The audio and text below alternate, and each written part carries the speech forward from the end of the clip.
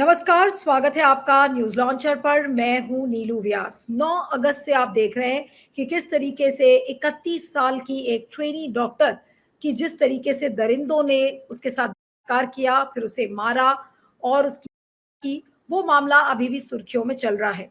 और अब एक नया मामला सामने आया है, वो उत्तराखंड से है और उत्तराखंड का ये मामला है। इसमें एक नर्स है और उस नर्स के साथ बदतमीजी की, उसका किया और फिर उसे मारकर फेंक दिया। और बताया जा रहा है कि जो दरिंदे थे वो मारकर, फेंक कर और उसके पास जितना कैश था, ज्वेलरी थी, सब वो लेकर चले गए। और उसको बताया जा रहा था कि उसको फॉलो कर रहे थे वो लोग और फिर उसको जिस तरीके से मारा और फिर मारकर और बिल्कुल एक तरीके से फेंक दिया। तो आज एक बड़ा सवाल खड़ा हो रहा है कि जो हेल्थ प्रोफेशनल्स हैं उनकी सेफ्टी का क्या, महिलाओं की सेफ्टी का क्या। और उससे भी जो बड़ा सवाल है, उत्तराखंड में आप देखिए कि बीजेपी इस पर बिल्कुल चुप है, गोदी मीडिया बिल्कुल चुप है। गोदी मीडिया पश्चिम बंगाल की जो घटना है उसको तो दिखा रहा है, उस पर सवाल भी खड़े कर रहा है क्योंकि उसमें बीजेपी का एक पॉलिटिकल ब्राउनी पॉइंट प्रूव होता है। लेकिन उत्तराखंड का जो ये मामला है उसको गोदी मीडिया ने बिल्कुल गायब कर दिया है। बीजेपी के लोग भी उससे उस पर बात करने के लिए तैयार नहीं है। तो ऐसे में इस रवैये को क्या कहा जाए, इस पर हम बातचीत करते हैं। हमारे साथ देश की जाने मानी सोशल एक्टिविस्ट कविता श्रीवास्तव इस समय जुड़ रही हैं। कविता जी, आपका बहुत बहुत स्वागत है। थैंक यू सो मच और happy independence day. And it's a sad day today because आज स्वतंत्रता दिवस के दिन अगर हमें और आपको आज इस तरीके की घटना के बारे में बात करनी पड़ रही है, it's really a sad day. और आपने एक बहुत लंबे समय से महिलाओं की सुरक्षा और उनकी सेंसिटिविटीज को, उस पर बहुत ज्यादा आपने काम किया है। तो बात शुरू करते हैं उत्तराखंड की कि आज पश्चिम बंगाल का जो मामला है उसको पूरा गोदी मीडिया डिस्कस कर रहा है, लेकिन उत्तराखंड में जहां पर इस नर्स के साथ जो दरिंदगी की गई, जिस तरह से उसको मारा गया, उसके बारे में कोई चर्चा नहीं है, गोदी मीडिया से गायब है और बीजेपी भी इसको लेकर बिल्कुल चुप है। एब्सोल्युटली। सबसे पहले तो वाकई में आज जो हम आज़ादी का जश्न मना रहे हैं वो जश्न हम इसलिए नहीं मना पा रहे हैं कि बहुत ज़्यादा अभी आज़ादियां बाकी हैं। और औरत को हिंसा से आज़ादी, वर्क प्लेस की हिंसा, घरेलू हिंसा, उससे आज़ादी तो लगता है पता नहीं ये मंजिल कब हम पहुंचेंगे।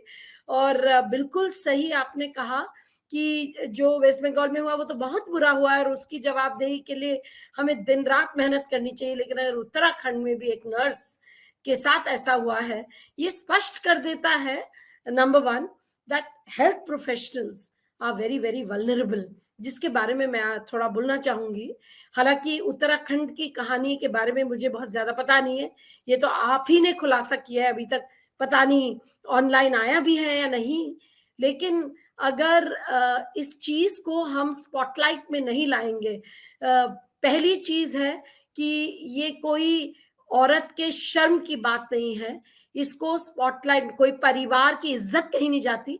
भंवरी देवी के टाइम ही इन नारों को पलट दिया गया था, जब कहा गया था मूंछ कटी किसकी, नाक कटी किसकी, भंवरी की नहीं कटी, वो गांव की कटी जो खड़ा नहीं हुआ, उन बलात्कारियों की कटी जिन्होंने इस तरह का काम किया, उस पुलिस की कटी जिसने नजरअंदाज किया उस मामले को, उस मैजिस्ट्रेट की कटी। तो हमने ये नारे तभी बदल दिए थे कि कहीं ना इज्जत जाती है, कहीं बस ना नाक कटती है।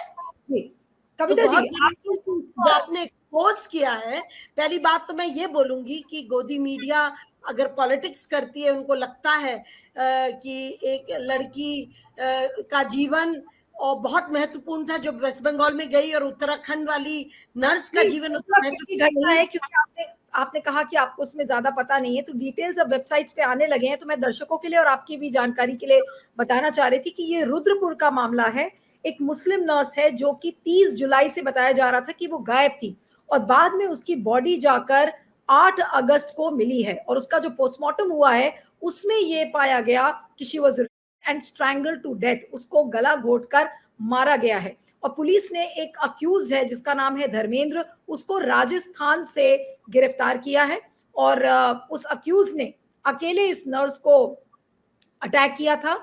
और उसका जो असली मोटिव था यही बताया जा रहा था कि पहले उसने चोरी का अंदेशे से आया था कि उसके पास जो भी सामान है उसको चोरी कर लेगा, लेकिन उसने उसका गला दबाया, फिर उसके बाद वो किनारे उसको किसी खाली जगह में लेकर गया जहां पर उसका हुआ है, फिर उससे 3,000 रुपए चुराए हैं और उसका एक मोबाइल फोन था जिसको लेकर वो शख्स गायब हो गया।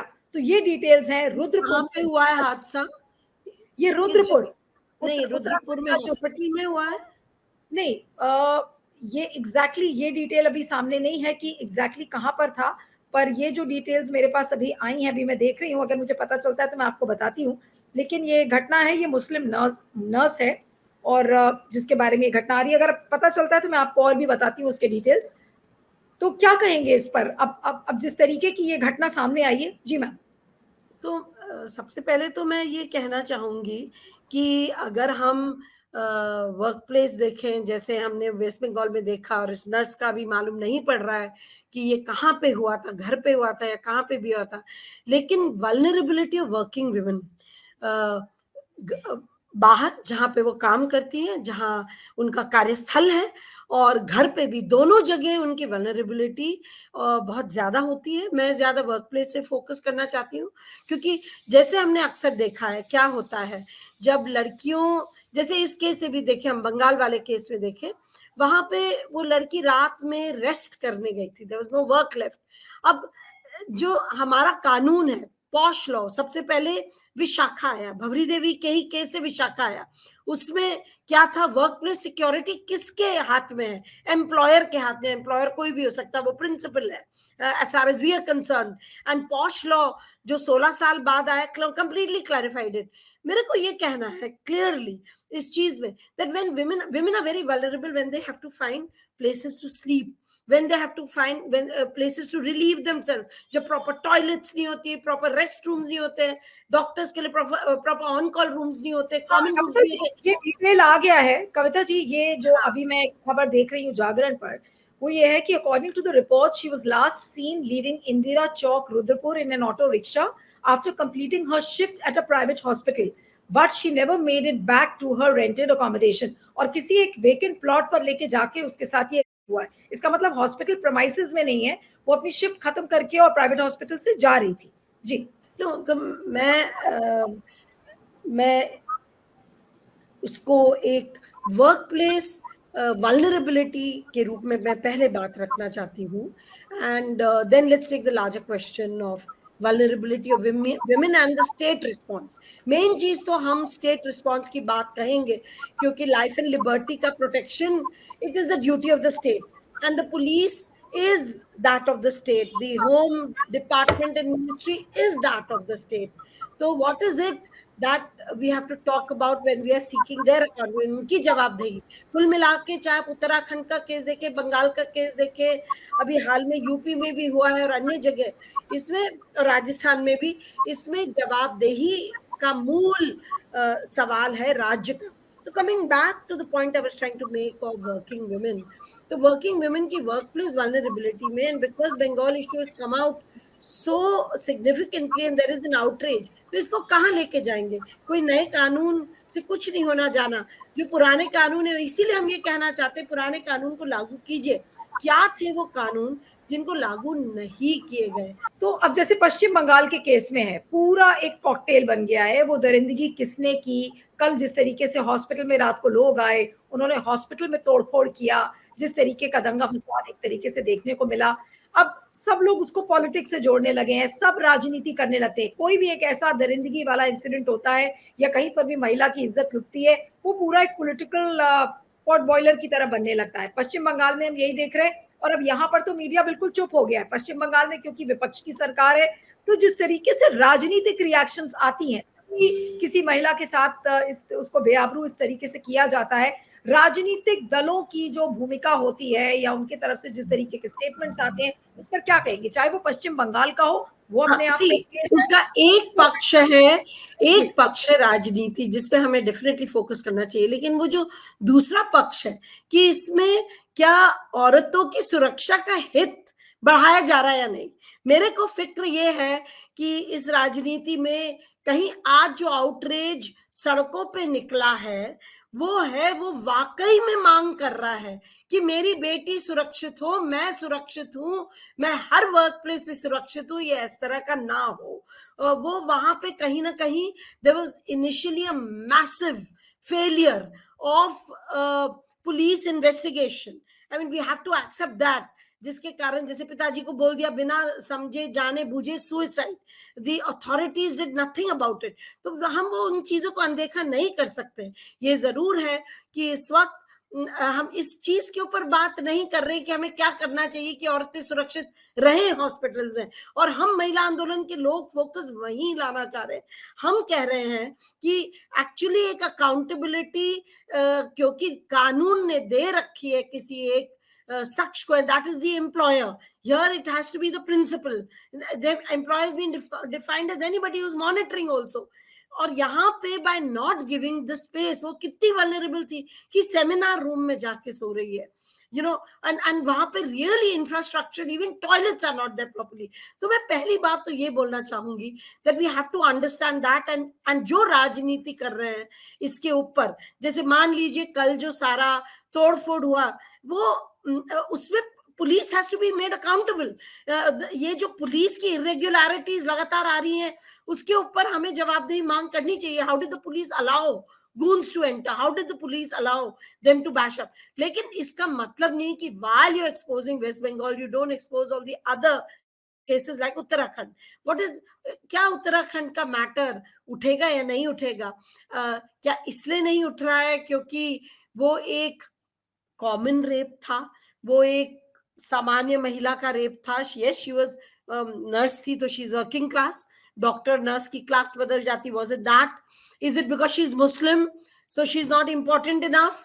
और इज इट बिकॉज उत्तराखंड सरकार एक बीजेपी सरकार है कि उसको फोकस नहीं मिल रहा है? क्योंकि जवाबदेही आपकी सरकार, it is easier for one section of the media to seek accountability of Mamata rather than to seek accountability of a chief minister of UP। Dhami है, कौन है इस वक्त? उत्तराखंड, धामी है उत्तराखंड के। तो मेरे को लगता है कि ये वाली राजनीति तो पूरी डिसऑनेस्टी, ये पूरी बेईमानी है। और ये जो जनता का आक्रोश इस वक्त है, जैसे निर्भया के टाइम एक आक्रोश था जिसको हम लोगों ने चैनलाइज किया एंड सरकार ने सुना, और JS वर्मा कमिटी रिपोर्ट बनाई गई थी जिसके तहत कितनी और सारी चीजें आई। We have to accept it. लेकिन इस वक्त अगर हम उसको केवल राजनीति तक छोड़ेंगे कि ये Mamata versus the rest etcetera, that is not playing it honestly. हम बार ये करते हैं, जैसे जो लोग डिमांड करते हैं कि क्या ममता का इस्तीफा नहीं होना चाहिए, या फिर उत्तराखंड के केस में क्योंकि इसके पहले अंकिता भंडारी का भी आपको केस याद होगा, अभी तक वो अनरिजॉल्व्ड है, उस पर भी वो इतना बर्निंग इशू था, उसको लेकर मीडिया सो गया। अब ये दूसरा ऐसा एक रेप केस आया है, तो ऐसे में क्या करेंगे? क्या चीफ मिनिस्टर्स अगर रिजाइन करेंगे और उनकी जो ये डिमांड आती है कि भाई उनको रिजाइन कर देना चाहिए, क्या इससे चीजें सॉल्व हो सकती है? सी वो एक अलग चीज है। चीफ मिनिस्टर की मोरालिटी, एक मिनिस्टर की रेलवे हादसा होता है तो एक रेलवे मिनिस्टर की मोरालिटी वो एक अलग प्रश्न है। ममता की morality at this point, you know, what does her morality से? मॉरल कॉन्शियसनेस, मैटर करती है। एक मिनट, एक मॉरल कॉन्शियसनेस हमें पता है, जिस तरह गुजरात में सारा हुआ था, जो वर्तमान के प्रधानमंत्री वही मुख्यमंत्री थे, क्या उन्होंने रिजाइन किया? तो वी हैव टू, आखिर 1000 तो डिक्लेयर्ड लोगों का कत्लेआम हुआ था, वैसे 2000 मानते हैं। तो the declining morality of in politics is one aspect and we have to, उसकी जवाबदेही हमें एक दूसरे स्तर पे करनी है। लेकिन अभी हमें जो बात करनी है और जो हमें मीडिया को भी कहना है और जो महिला आंदोलन है उसको स्क्वेयरली कहना है कि इस वक्त अगर जनता एक मांग कर रही है, वो मांग कर रही है कि क्या मैकेनिज्म हो जिससे हमारी बेटियां सुरक्षित हो जो काम करने निकल रही हैं। जैसे उत्तराखंड की बेटी गई रुद्रपुर में, तो उसके पेरेंट्स भी वही तो कह रहे थे, भाई उन्होंने उसको 2 पैसे कमाने के लिए भेजे थे, ताकि अभी शिक्षा किस बात के लिए? बेटी बचाओ बेटी पढ़ाओ, तो फिर बेटी की सुरक्षा की भी तो बात करो, और उसकी जवाबदेही इज मोर इम्पोर्टेंट। तो as I was saying, is sexual harassment of women at workplace, उस वो क्या इम्प्लीमेंटेड है? लेकिन जैसे हम उत्तराखंड वाले केस देखे, इसमें स्क्वेयरली पुलिस को इतना वक्त कैसे लग गया बताने के लिए? ये ओपेकनेस जो पुलिस में है, जो पुलिस के पूरे इन्वेस्टिगेशन में ओपेकनेस है, फेयरनेस नहीं है, इट्स नॉट जस्ट, न्यायपूर्ण नहीं है। We have to raise those questions, और वो हमारा हैंगनम नारा से नहीं होगा, वो हमारा स्क्वेली उस नारा से होगा कि आपकी जो हम लोग एक कहते हैं कि आपकी जो कमांड व्यवस्था है, अगर एक थानेदार ने कुछ नहीं किया तो उस इलाके का डीसीपी की जवाबदेही है कि उस थानेदार ने कुछ नहीं क्यों नहीं किया। सो वो वाली अकाउंटेबिलिटी, जो line accountability, command accountability, and हमारा इनफ ज्यूरिस्प्रूडेंस है कि ये फेलियर ऑफ ड्यू डिलिजेंस है। तो वहां के डीजीपी को सवाल करना चाहिए कि इस लड़की के साथ जो हुआ, ऐसे क्या कैसे हो गया कि उसको रात के जब भी वो निकली अपने दफ्तर, अपने काम के अस्पताल से, उसके साथ ये हुआ। मुझे आई फील वेरी स्क्वेयरली, सवाल सीधा इस वक्त पुलिस एंड पॉलिटिकल एग्जीक्यूटिव पे है, क्योंकि पॉलिटिकल एग्जीक्यूटिव हैज टू, उसको इंश्योर करना है कि जो एक police implements the law, you know, and ये लोग सब क्या करते, they have to supervise the implementation of the law. The direct implementation is in the hands of the SP, the SHO, इन लोग के हाथ में डायरेक्टली है। उनकी तो जवाबदेही सीधी सीधी बनती है, वो रिप्रेजेंटेटिव है स्टेट के वहां पे, टू इंश्योर अकाउंटेबिलिटी। तो मुझे लगता है कि इस वक्त एक मेजर जो मुद्दा निकल रहा है वो है इरेग्युलरिटी ऑफ गवर्नमेंट फंक्शनरीज। ये वाले सवाल पे जो सीधा सीधा जवाबदेही से है, तो हम लोग राजस्थान में तो जवाबदेही कानून मांग रहे थे, हम इसीलिए तो जवाबदेही कानून मांग रहे थे कि the buck must stop someway. कौन फाइनली जिम्मेवारी लेगा कि हाँ मेरा कविता नहीं जी, करते? कविता जी, आपको याद होगा, आप लोग तो निर्भया का जब कांड हुआ था, सब आपने भी उसको बहुत अच्छे से क्लोजली फॉलो किया, हम लोग सबने कवर किया था। उस समय सब लोग ये कह रहे थे कि शीला दीक्षित की सरकार इसीलिए गई क्योंकि निर्भया पर जो आक्रोश दिखा था, सबको लग रहा था कि डायरेक्टली इनडायरेक्टली शीला जी ने उतना नहीं किया, जबकि Sheila ji suppose to be a very seasoned leader, बहुत संवेदनशील रहती थी महिलाओं के मामले में। और अगर उनके लिए, उनकी नैतिकता पर लोग सवाल खड़े करने लगे थे उस समय, तो फिर आज पुष्कर सिंह धामी हो या फिर महिला मुख्यमंत्री ममता बनर्जी भी क्यों ना हो, क्या आज इन मुख्यमंत्रियों को नैतिकता के आधार पर आपको लगता है कि इस्तीफा दे देना चाहिए? जिस तरीके का जन आक्रोश दिख रहा है पश्चिम बंगाल में, और अब इस मामले में जो धीरे धीरे रिपोर्ट्स आ रही है उत्तराखंड में, और जहां पर की मीडिया चुप है और बीजेपी भी चुप हो गई है, जबकि बीजेपी की सरकार राज्य में है और केंद्र में भी है। आज भी प्रधानमंत्री नरेंद्र मोदी ने अपना लाल किले से भाषण जब दिया तो उन्होंने कहा कि महिलाओं के खिलाफ जिस तरीके की दरिंदगियों की रिपोर्ट्स आ रही है, तो जब सजा मिलती है ऑफेंडर्स को, तो उस सजा के बारे में चर्चा होनी चाहिए ताकि लोगों के मन में डर का माहौल खड़ा हो। इस बात को लेकर उन्होंने आज कहा। सबसे पहले तो मैं कहना चाहूंगी कि पुष्कर धामी जी का कोई बढ़िया ट्रैक रिकॉर्ड महिला हिंसा को लेकर नहीं है, क्योंकि अंकिता भंडारी मर्डर केस हम लोगों ने पूरा एक नेशनल फैक्ट फाइंडिंग टीम बनाए के हम लोग 30 लोग वहां पहुंचे थे, और हमने एक रिपोर्ट निकाली थी for the nation to know, क्योंकि एक बहुत ज्यादा परेशान थे वहां के लोग, और हमें पता है उस वक्त वो किसको प्रोटेक्शन दिया जा रहा था, सीधा सीधा प्रोटेक्शन जो एक मिनिस्टीरियल उनको जो पोजीशन दी थी वहां के बीजेपी के व्यक्ति, उनके बेटे को बचाया जा रहा था। बीजेपी के एक मिनिस्टीरियल रैंक, वो मिनिस्टर थे नहीं पर जो भी पद पे थे उनको मिनिस्टीरियल रैंक दिया था उस पद को, और उनके बेटे को बचाया जा रहा था। और यहाँ पे वीआईपी भी, कौन से वीआईपी के लिए उसको शिफ्ट किया था, जहां पे वो रह रही थी सब लोगों के साथ, और उसको नीचे लाया गया था, कौन से वीआईपी के साथ, उस चीज का खुलासा हो ही ना, और उससे भी हमने देखा एग्जैक्टली जो अभी हम लोग देख रहे हैं, वहां जाके वहां के एमएलए ने बुलडोजर चला दिया टू डिस्ट्रॉय एविडेंस, वहां टू सेव द कल्प्रिट उन्होंने बुलडोजर जाके चला दिया था। तो आप देख सकते हैं something very very similar is happening. और वहां पे पुष्कर धामी जी ना किसी से इस सवाल पे मिल रहे थे, पेरेंट्स कितने परेशान थे। आपको पता है उस पिता को 3 दिन भागना पड़ा for an FIR to be launched, क्योंकि उनके इलाके में वहां पे सीधा थाना नहीं पहुंचते, वहां पटवारी लेता है FIR। वो पटवारी था नहीं, फिर दूसरे के पास गए, फिर तीसरे के पास गए, फिर उन्होंने कहा वो थाना आपका लगता है। इतने परेशान हुए हैं, उसकी कोई जवाबदेही आज दिन तक। उन्होंने क्या उन फंक्शनरीज के खिलाफ कार्यवाही की, क्या उन्होंने उसको चुस्त किया उस पूरी व्यवस्था को? वो तो हाईकोर्ट का इंटरवेंशन हुआ। तो I would like to say that I don't think Uttarakhand state under the present leadership is very accountable, कोई बहुत ज्यादा जवाबदेह नहीं है। मुझे लगता है उत्तराखंड का महिला आंदोलन, वो चाहे ऑटोनोमस वुमेन्स मूवमेंट जो उत्तराखंड महिला मंच के तहत हो या अन्य पार्टी के तहत महिला मंच है, आई थिंक वो लोग तो जवाबदेही लेंगे। वहां पे भी एक आंदोलन होगा और महिला आंदोलन को दिशा देनी होगी। वहां पे भी जो आउटरीच बंगाल का है वो ये फ्रिटर ना हो जाए। जैसे निर्भया के time what did we want, हमें अभी सीधा सीधा पूछना होगा, हेल्थ प्रोफेशनल्स की सेफ्टी कौन देखेगा? एंड सिमिलर जो लोग इस तरह की ड्यूटीज करते हैं, पब्लिक फेसिंग काम है, पब्लिक फेसिंग काम देर रात तक एक हेल्थ प्रोफेशनल का होता है। अंदर तो होता ही है ना, हॉस्पिटल के अंदर रात को OPD बंद हो जाए, लेकिन इनसाइड द हॉस्पिटल तो काम होता ही है। मुझे लगता है कि ये जरूर it's a very important moment.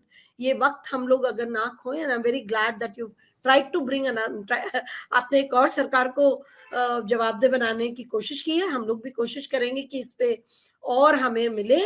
और चलिए, thank you so much Kavita ji for joining. Thank you very much.